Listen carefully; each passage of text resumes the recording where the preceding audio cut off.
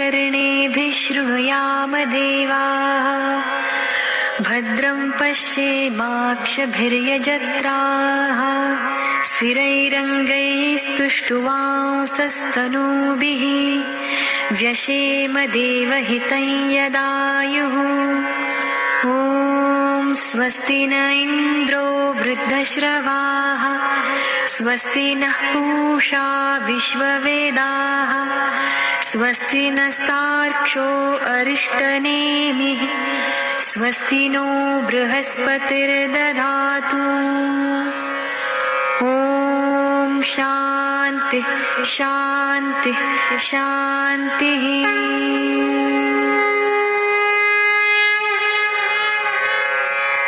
ॐ नमस्ते गणपतये त्वमेव प्रत्यक्षं तत्त्वमसि त्वमेव केवलं कर्तासि त्वमेव केवलं धर्तासि त्वमेव केवलं हर्तासि त्वमेव सर्वं खल्विदं ब्रह्मासि त्वं साक्षादात्मासि नित्यं ऋतं वच्मि सत्यं वच्मि अवत्वं माम् अववक्तारम् अवश्रोतारम् अवदातारम् अवधातारम् अवानुचानमवशिष्यम् अवपश्चात्तात् अवपुरस्तात् अवोत्तरात्तात् अवदक्षिणात्तात् अवचोर्ध्वात्तात् अवाधरात्तात् सर्वतो मां पाहि पाहि समन्तात् त्वं वाङ्मयस्त्वं चिन्मयः त्वमानन्दमयस्त्वं ब्रह्ममयः त्वं सच्चिदानन्दाद्वितीयोऽसि त्वं प्रत्यक्षं ब्रह्मासि त्वं ज्ञानमयो विज्ञानमयोऽसि सर्वं जगदिदं त्वत्तो जायते सर्वं जगदिदं त्वत्तस्तिष्ठति सर्वं जगदिदं त्वयि लयमेष्यति सर्वं जगदिदं त्वयि प्रत्येति त्वं भूमिरापो नलो निलो नभः त्वं चत्वारि वाक्पदानि त्वं गुणत्रयातीतः त्वं देहत्रयातीतः त्वं कालत्रयातीतः त्वं मूलाधारस्थितोऽसि नित्यं त्वं शक्तित्रयात्मकः त्वां योगिनो ध्यायन्ति नित्यं त्वं ब्रह्मास्त्वं विष्णुस्त्वं रुद्रस्त्वमिन्द्रस्त्वमग्निस्त्वं वायुस्त्वं सूर्यस्त्वं चन्द्रमास्त्वं ब्रह्मभूर्भुवस्वरूं गणादिं पूर्वमुच्चार्य वर्णादिं तदनन्तरम् अनुस्वारः परतरः अर्धेन्दुलसितं तारेण रुद्धम् एतत्तव मनुस्वरूपं गकारः पूर्वरूपम् अकारो मध्यमरूपम् अनुस्वारश्चान्त्यरूपं बिन्दुरुत्तररूपं नादसन्धानं संहिता सन्धिः सैषा गणेशविद्या गणकऋषिः निःसृद्गायत्री छन्दः गणपतिर्देवता ॐ गं गणपतये नमः एकदन्ताय विद्महे वक्रतुण्डाय धीमहि तन्नो दन्तिः प्रचोदयात् एकदन्तं चतुर्हस्तं पाशमङ्कुशधारिणं हृदं च वरदं हस्तैर्बिभ्राणं मूषकध्वजं रक्तल्लम्बोदरं शूर्पकर्णकं रक्तवाससं रक्तगन्धानुलिप्ताङ्गं रक्तपुष्पैः सुपूजितं भक्तानुकम्पिनं देवं जगत्कारणमच्युतम् आविर्भूतं च सृष्ट्यादौ प्रकृते पुरुषात् परं एवं ध्यायति यो नित्यं स योगी योगिनां वरः। नमो व्रातपतये नमो गणपतये नमः प्रमथपतये। नमस्ते लम्बोदरायैकदन्ताय विघ्ननाशिने शिवसुताय श्रीवरदमूर्तये नमो नमः।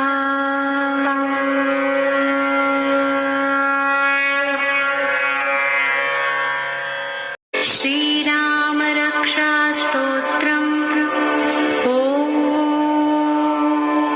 अस्य श्रीराम रक्षास्तोत्रमन्त्रस्य बुधकौशिक ऋषिः श्रीसीतारामचन्द्रो देवता अनुष्टुप् छन्दः सीताशक्तिः श्रीमान् हनुमान् कीलकं श्रीरामचन्द्रप्रीत्यर्थे रामरक्षास्तोत्रजपे विनियोगः।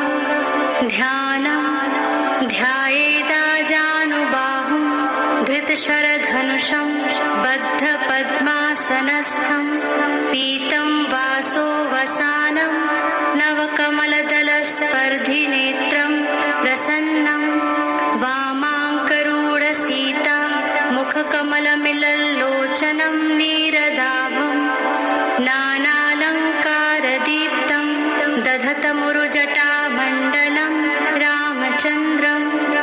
चरितं रघुनाथस्य शतकोटिप्रविस्तरम् एकैकमक्षरं पुंसां महापातकनाशनं ध्यात्वा नीलोत्पलश्यामं रामं राजीवलोचनं जानकीलक्ष्मणोपेतं जटामुकुटमण्डितं सासितूणधनुर्बाण पाणिं नक्तं चरान्तकं स्वलीलया जगत्त्रातुम् आविर्भूतमजं विभुं।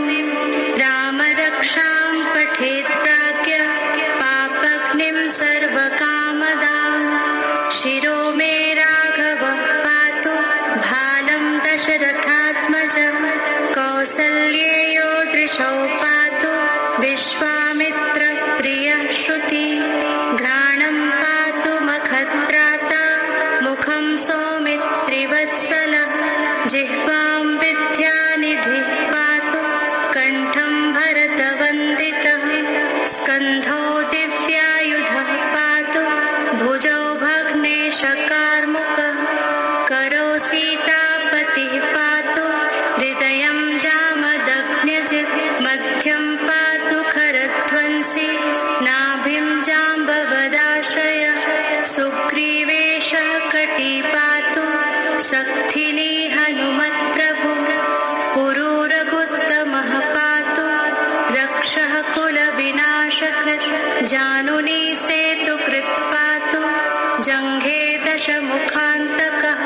पादौ विभीषणः श्रीदः पातु रामोऽखिलं वपुः।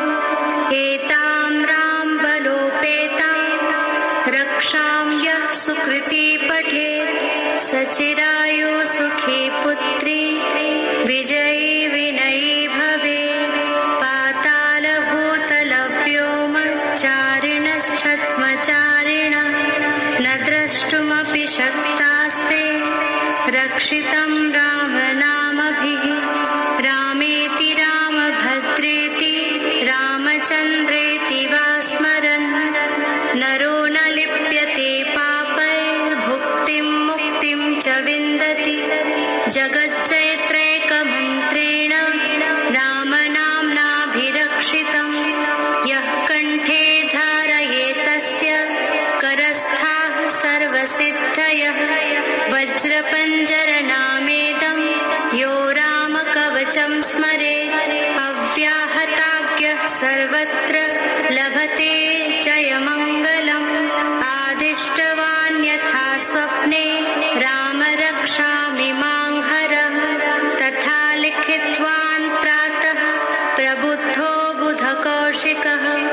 आरामः कल्पवृक्षाणां विरामः सकलापदाम् अभिरामस्त्रिलोकानां रामः श्री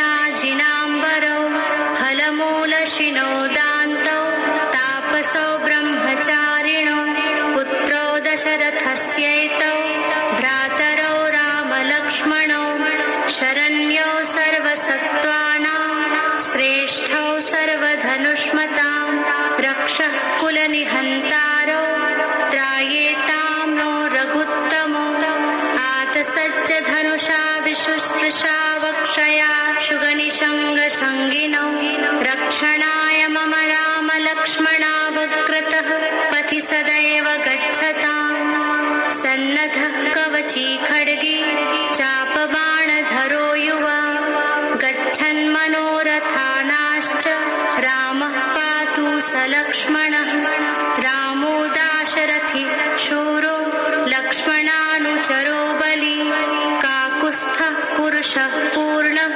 कौसल्येयो रघुत्तमः वेदान्तवेद्यो यज्ञेशः पुराणपुरुषोत्तमः जानकीवल्लभः श्रीमान् अप्रमेयपराक्रमः इत्येतानि जपत् नित्यं मद्भक्तः श्रद्धयान्वितः अश्वमेधाधिकं पुण्यं सम्प्राप्नोति न संशयः रामं दूर्वादलश्यामं पद्माक्षं पीतवाससं स्तुवन्ति नामभिर्दिव्यैः न ते संसारिणो नराः रामं लक्ष्मणपूर्वजं रघुवरं सीतापतिं सुन्दरं काकुत्स्थं करुणार्णवं गुणनिधिं विप्रप्रियं धार्मिकं राजेन्द्रं सत्यसन्ध्यं दशरथतनयं श्यामलं शान्तमूर्तिं वन्दे लोकाभिरामं रघुकुलतिलकं राघवं रावणारिं रामाय रामभद्राय रामचन्द्राय वेधसे रघुनाथाय नाथाय सीताय पतये नमः श्रीराम राम रघुनन्दन राम राम श्रीराम राम भरताग्रज राम राम श्रीराम राम रणकर्कश राम राम श्रीराम राम शरणं भव राम राम श्रीरामचन्द्र चरणौ मनसा स्मरामि श्रीरामचन्द्र चरणौ वचसा गृह्णामि श्रीरामचन्द्र चरणौ शिरसा नमामि श्रीरामचन्द्र चरणौ शरणं प्रपद्ये माता रामो मत्पिता रामचन्द्रः स्वामी रामो मत्सखा रामचन्द्रः सर्वस्वं मे रामचन्द्रो दयालुः नान्यं जाने नैव जाने न जाने दक्षिणे लक्ष्मणो यस्य वामे च जनकात्मजा पुरतो मारुतिर्यस्य तं वन्दे रघुनन्दनं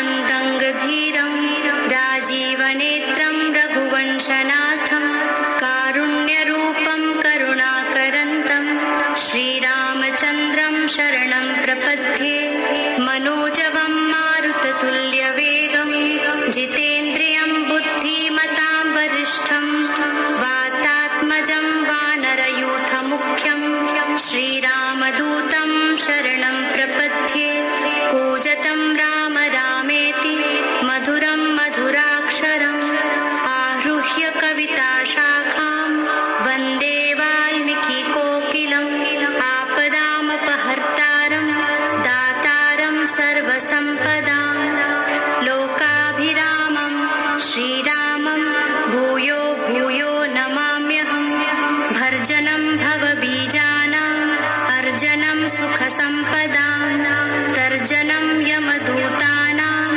राम रामेति गर्जनं रामो राजमणिः सदा विजयते रामं रमेशं भजे रामेणाभिहता निशाचरचमो रामाय तस्मै नमः रामानास्ति परायणं परतरं रामस्य दासोऽस्म्यहं रामे चित्तलयः सदा भवतु मे भो राम मामुत्तर श्रीराम रामेति रामेति रमे रामे मनोरमे सहस्रनाम तत्तुल्य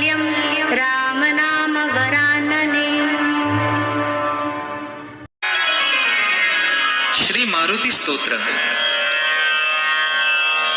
श्री गणेशाय नमः. भीमरूपी महारुद्रा वज्र हनुमान मारुती. वनारी अंजनी सूता रामदूता प्रभंजना. महाबळी प्राणदाता सकळा उठवी बळे. सौख्यकारी दुःखहारी दूत वैष्णव गायका.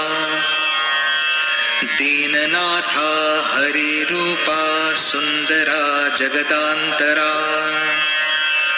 पाताल देवता हंता भव्य सिंदूर लेपना. लोकनाथा जगन्नाथा प्राणनाथा पुरातना. पुण्यवंता पुण्यशीला पावना परितोषका. ध्वजांगे उचली बाहो आवेशे लोटला पुढे. काळाग्नी काळरुद्राग्नी देखता कापती भये. ब्रह्मांडे मायली नेणो आवळे दंतपंगती. नेत्राग्नी चालिल्या ज्वाळा भ्रुकुटी ताठिल्या बळे. उच्छते मुरडिले माथा किरीटी कुंडले बरी. सुवर्ण कटिका सोटी घंटा किंकिणी नागरा. ठकारे पर्वता ऐसा नेटका सडपातळू. चपळांग पाहता मोठे महाविद्युल्लते परी. कोटीच्या कोटी उड्डाणे झेपावे उत्तरेकडे. मंद्राद्री सारिखा द्रोणू क्रोधे उत्पाटिला बळे. आणिला मागुती नेला आला गेला मनोगती. मनासिता केले मागे गतिसे तुलना नसे. अणुपासोनी ब्रह्मांडा एवढा होत जातसे. तयासी तुलना कोठे मेरू मंदार धाकुटे. ब्रह्मांडा भोवते वेढे वज्रपुच्छे करू शके. तयासी तुलना कैची ब्रह्मांडी पाहता नसे. आरक्त देखिले डोळा ग्रासिले सूर्यमंडळा. वाढता वाढता वाढे भेदिले शून्यमंडळा. धनधान्य पशुवृद्धी पुत्र पौत्र समग्रही. पावती रूप विद्यादी स्तोत्र पाठे करोनिया. भूत प्रेत संबंधादी रोग व्याधी समस्तही. नासती तुटती चिंता आनंदे भीमदर्शने. हे धरा पंधरा श्लोकी लाभली शोभली बरी. दृढ देहो निस्संदेहो संख्या चंद्रकळा गुणे.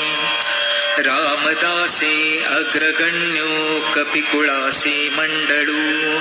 रामरूपी अंतरात्मा दर्शने दोषनासते. इति श्री रामदास कृत संकटनिरसनं मारुति स्तोत्रं संपूर्णम्.